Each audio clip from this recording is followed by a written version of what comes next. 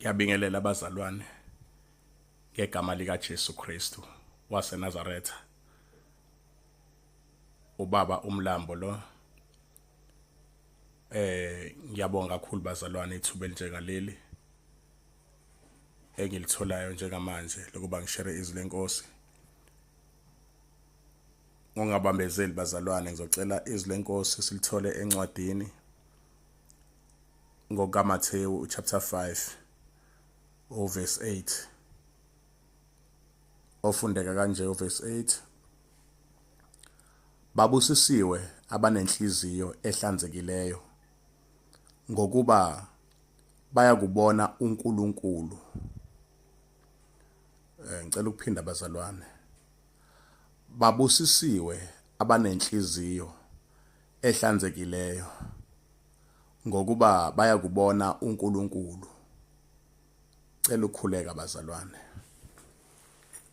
Baba ngegama lika Jesu Kristu waseNazaretha.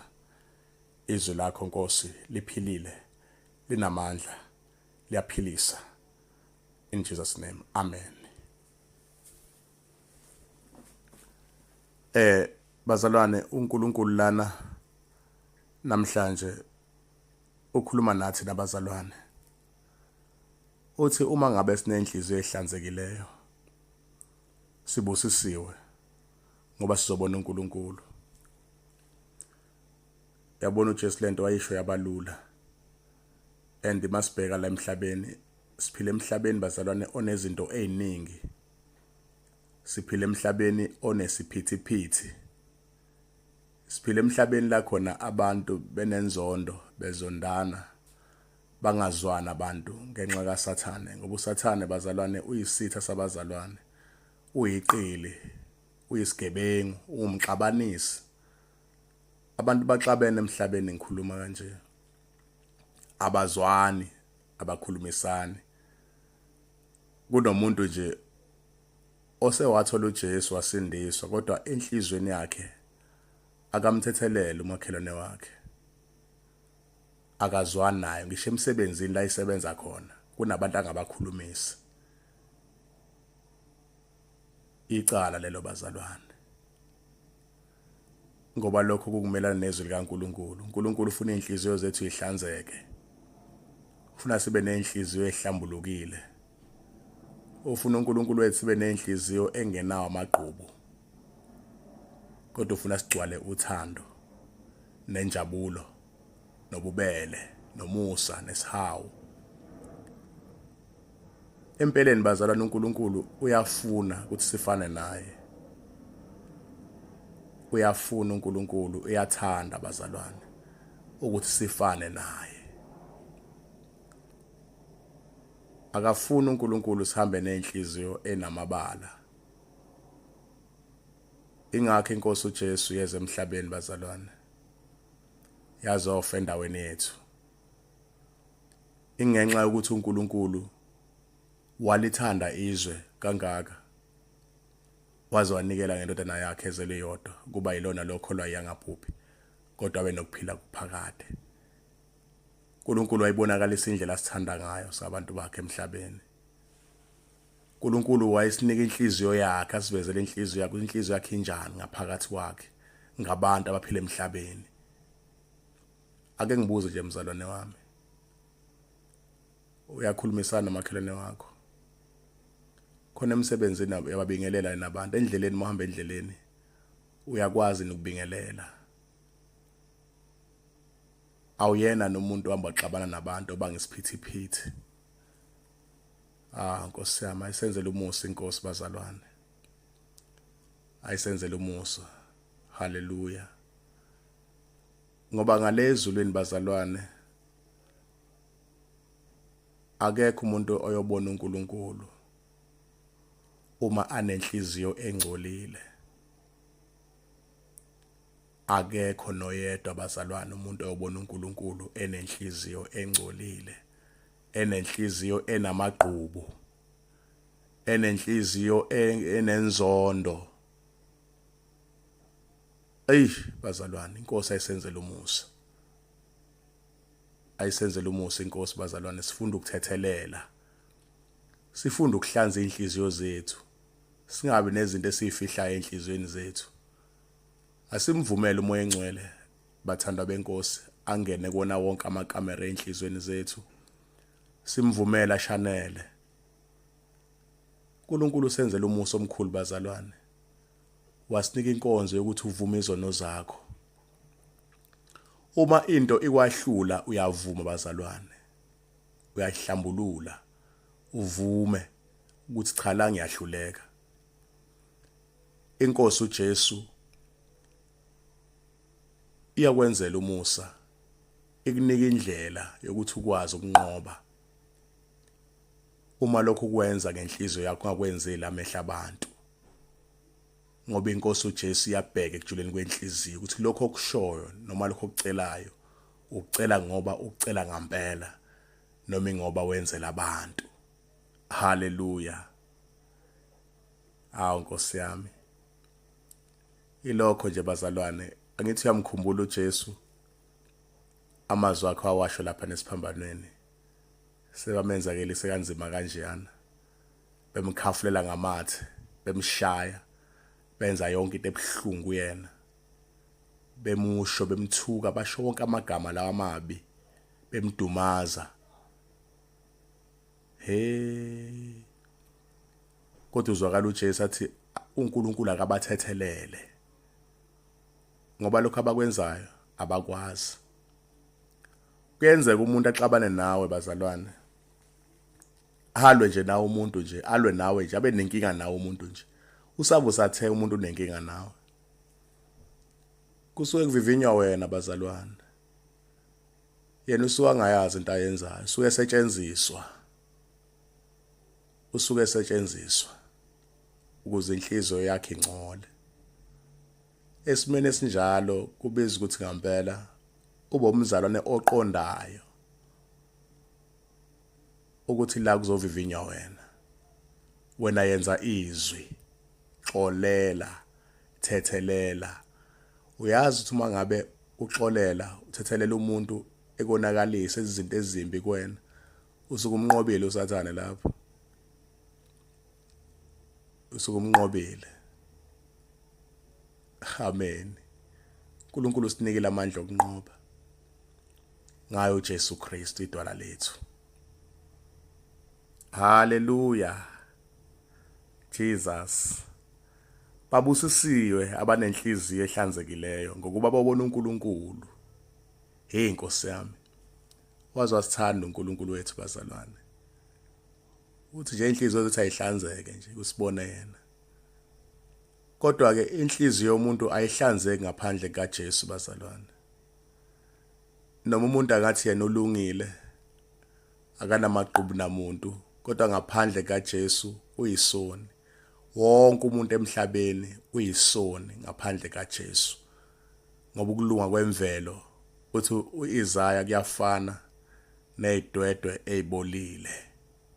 Okusho ukuthi wonke umuntu ophila emhlabeni udinga uJesu kuqala.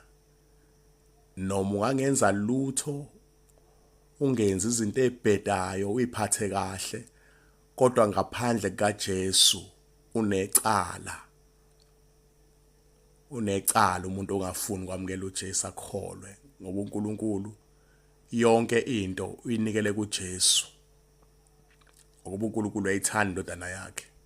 Thathe kokwahlulelwa kunikeza uJesu ukuze bonke abaphila emhlabeni bazise yona, bakholwe yiyo. Hallelujah. So indaba yonke iqala ngoJesu bazalwane. Indaba nje ivaya lapha nesiphambanweni. Isuke esiphambanweni ke manje isihamba ibheke le ezulwini. Hallelujah. Wonke umuntu ubizele kuJesu. Uma sofike kuJesu ke kufanele kusale yonke into yasezweni. Ungathi sophakathi kuJesu uthola leso umuntu onamaqhubu kunomuntu ongamthethelele. Kodwa khona ungathandaza kanjani nje kunomuntu ongakhulumisani naye. Angazi ngenza kanjani ngoba mina nje impela angikwazi ukwenza lokho ke.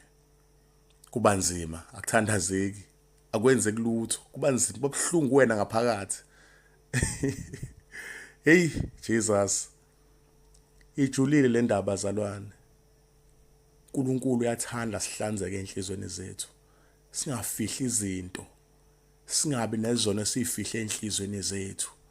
Singabi nezinto ezisidlayo enhlizweni zethu. Singabi nochoko. Lithi izwi lenkosi uNehemia indoda eyayiphiwa ukunqoba. Indoda ethi mayiphume impi inqobe. Ngoba amandla yayiwanika uJehova.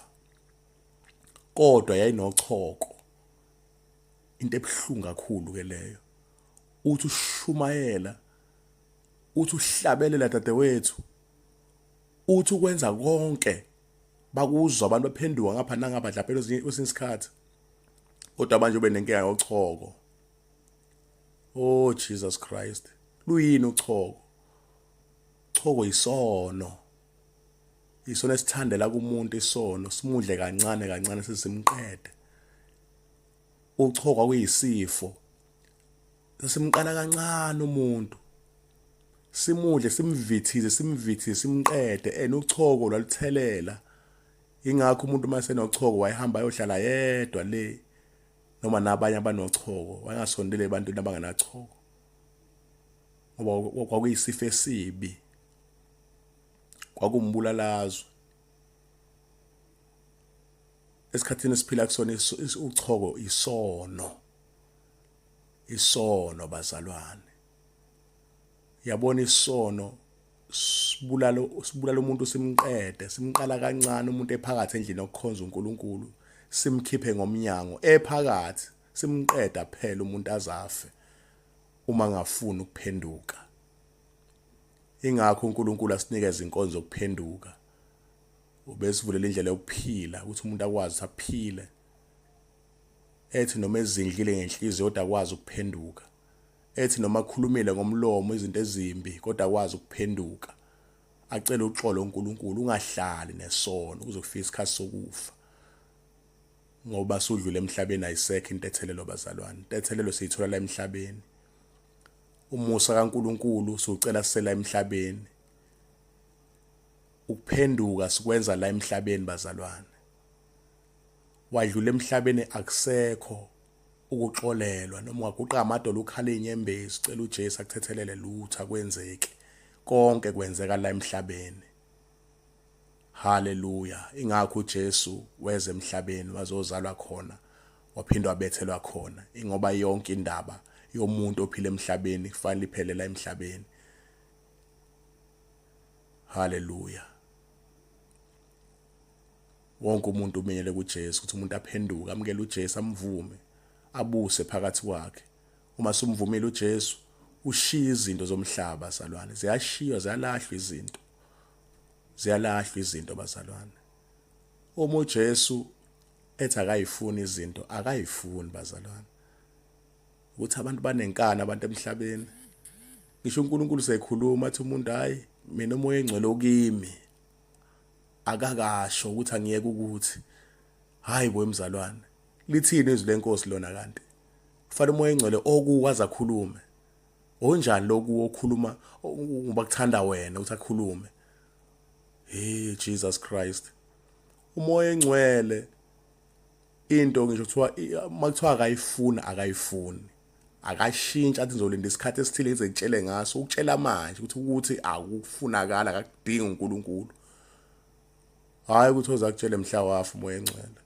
Umoya engcwele ukutshela manje ukuthi akufunakali ngoba susindisiwe suthe uyakholwa. Awusakwenzi 1 no 2. Uma wenzile futhi ngenkani yakho uyezwa ukuthi uyathula umoya engcwele kuba buhlungu phakathi kwakho awubi nayo ipeace. Awubi nayo ipeace until uzulungisa iphutha. Abantu bamaqili lezi insuku bazalwane.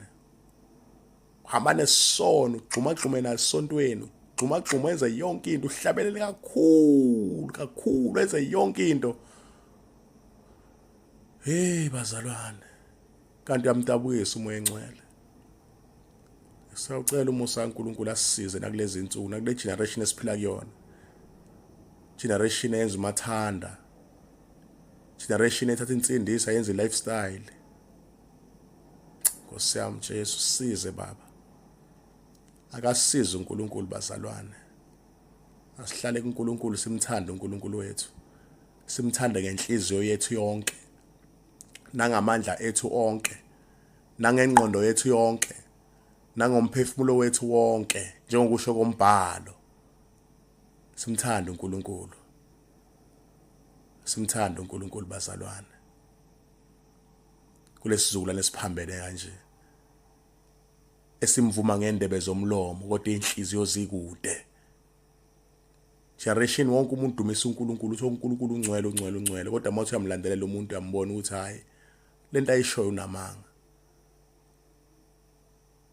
Abanqena abantu ukudumisa uNkulunkulu baphathe iBhayibheli. Bashumayele ngalo, baphinde bosebenzisa imithi. Baphathe iwasho, baphathe intambo, baphathe imithi, baphatha yonke into engcolile. Leyathi uNkulunkulu akayifuni, bayimixe noNkulunkulu. Mhlanje kuvele abaprofeti bamanga, bahlanganisa amadlozi noJesu. uJesu akahlangani nedlozi. Kahlangana uJesu nedlozi. Idlozi umoya ongcolile loyo. Ongcole kakhulu, omubi. Omubi. Hayi, Nkosi yami sisize Jesu. Ngiyabonga abazalwane, uNkulunkulu akanigcine, anifihle othandweni lakhe. Ngiyabonga ithuba elinjengaleli. Amen.